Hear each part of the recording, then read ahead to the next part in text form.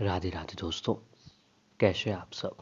दोस्तों, हमारे YouTube channel पर आपका स्वागत है। हमारे इस चैनल को सब्सक्राइब कीजिएगा और हमारी इस वीडियो को लाइक, शेयर और कमेंट जरूर कीजिएगा।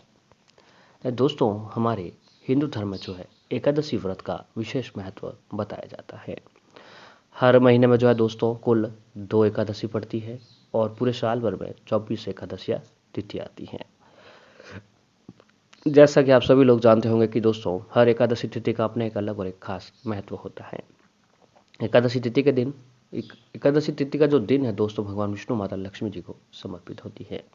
आज के दिन भगवान विष्णु माता लक्ष्मी जी की एक साथ पूजा करने से ही पूजा का पूर्ण फल प्राप्त होता है।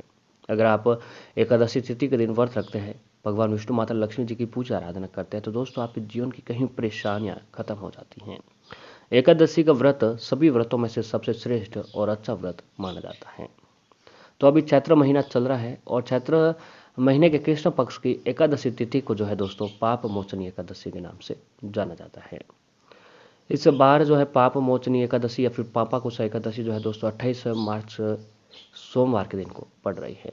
इस दिन विधि विधान से भगवान विष्णु जी की पूजा आराधना की जाती है।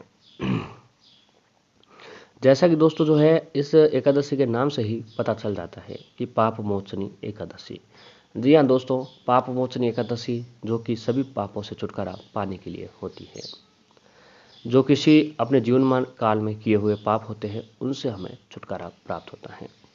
पाप मोचनी एकादशी पापों से मुक्ति पाने वाली एकादशी होती है। इस दिन नियमानुसार व्रत रखने से भक्तों को विष्णु जी की कृपा प्राप्त होती है और उनकी सभी मनोकामनाएं पूर्ण होती हैं।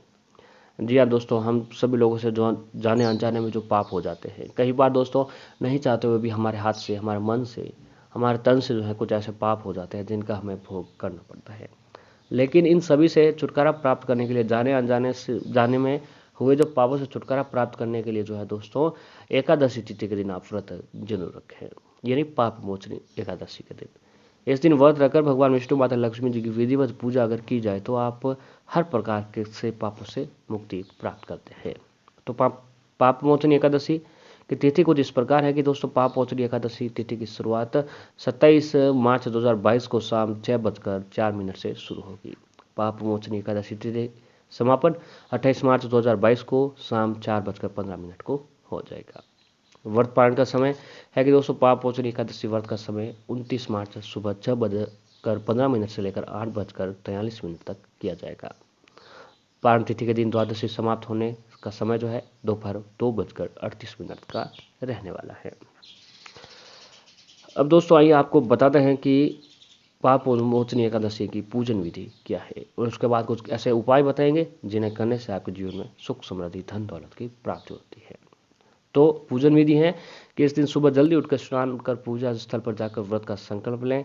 इसके बाद एक वेदी बनाकर उस पर पूजन करने से पहले 7 प्रकार के अनाज रखें। उसमें उड़द, दाल, मूंग, गेहूं, चना, जौ, चावल और बाजरा सभी रखें।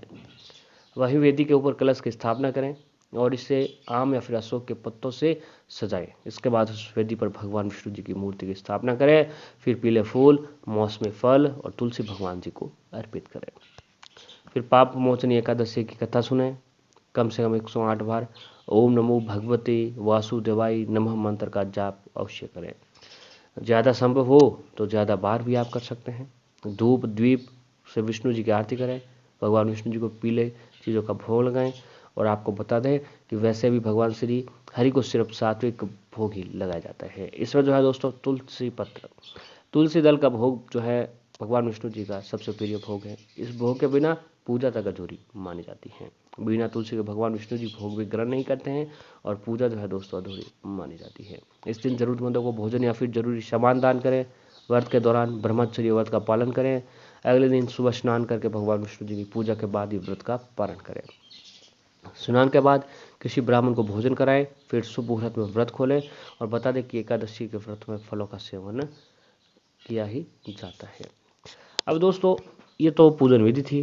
अब उपाय क्या करना है उसके बारे में हम आपको बताने वाले हैं। तो सबसे पहला उपाय जो है दोस्तों गाय से जुड़ा हुआ उपाय है। जी हाँ, बस पूर्ण विश्वास और श्रद्धा के साथ जो है दोस्तों आप गाय से जुड़ा हुआ एक छोटा सा उपाय कर लेते हैं तो दोस्तों जीवन में धन दौलत की प्राप्ति होगी, जीवन में कष्टों का सामना आपको नहीं करना पड़ेगा और सुख समृद्धि धन दौलत आपको प्राप्त होने लगेगा। क्योंकि गाय जो है दोस्तों हमारे हिंदू धर्म में गाय को माता का दर्जा दिया हुआ है और गाय को सबसे पूजनीय प्राणी भी बताया जाता है। गाय में जो है दोस्तों 33 करोड़ देवी देवताओं का निवास स्थान माना जाता है। जी हाँ, आपने सुना ही होगा शास्त्रों में अपने घर पर कि दोस्तों एक गाय में जो है 33 करोड़ देवी देवताओं का जो है निवास स्थान माना जाता है। नहीं तो एक गाय की सेवा से 33 करोड़ देवी देवताओं की सेवा का पूर्ण फल जो है दोस्तों आपको प्राप्त होता है। तो अगर आप चाहते हैं कि आप अपने जीवन काल में 33 करोड़ देवी देवताओं का आशीर्वाद प्राप्त करें, उनकी सेवा करें, उनको भोग लगाएं, तो दोस्तों मात्र एक गाय की सेवा करें, एक मात्र गाय को भोग लगाएं, एक गाय की जो है आशीर्वाद प्राप्त करें। तो मात्र एक गाय की सेवा करें, एक गाय की सेवा से 33 करोड़ देवी देवताओं को सेवा का पूर्ण फल मिलता है। एक गाय को भोग लगाने से 33 करोड़ देवी देवताओं को भोग लग जाता है और एक गाय के आशीर्वाद से जो है दोस्तों 33 करोड़ देवी देवताओं का आशीर्वाद आपको प्राप्त होता है। तो इससे बड़ा पुण्य लाभ जो है आपके लिए और क्या हो सकता है।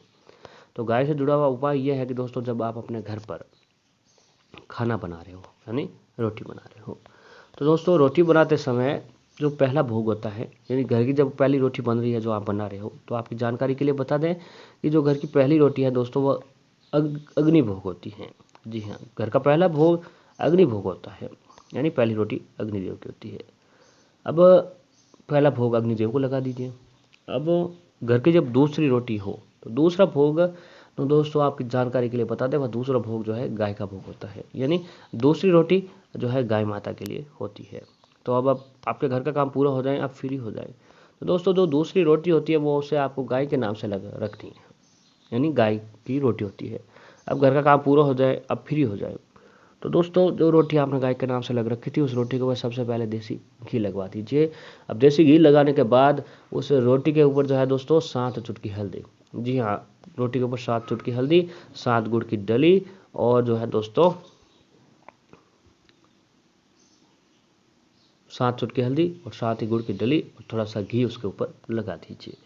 अब उस रोटी का गोलाकार बनाने के बाद आप अपने घर से बाहर जाएं, आपको जहाँ कहीं पर भी गाय दिखाई दे रही है उस गाय को जो है दोस्तों वो खाना खिला दीजिए यानी वो रोटी खिला दीजिए।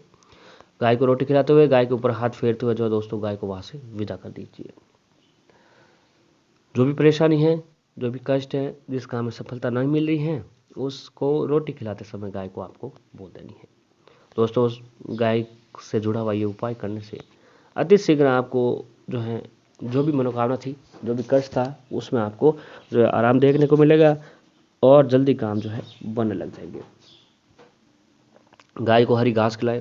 आज अगर आप किसी काम के लिए बाहर जा रहे हैं तो काम में जाने से पहले दोस्तों गाय को हरी घास या फिर हरा पालक खिला कर निकले। हरी घास और हरा पालक खिलाकर निकलने से आप जिस काम के लिए भी जा रहे हैं उस काम में आपको सफलता जरूर मिलता है। तो एक बार पूर्ण विश्वास और श्रद्धा के साथ आपको ये काम जरूर करना चाहिए।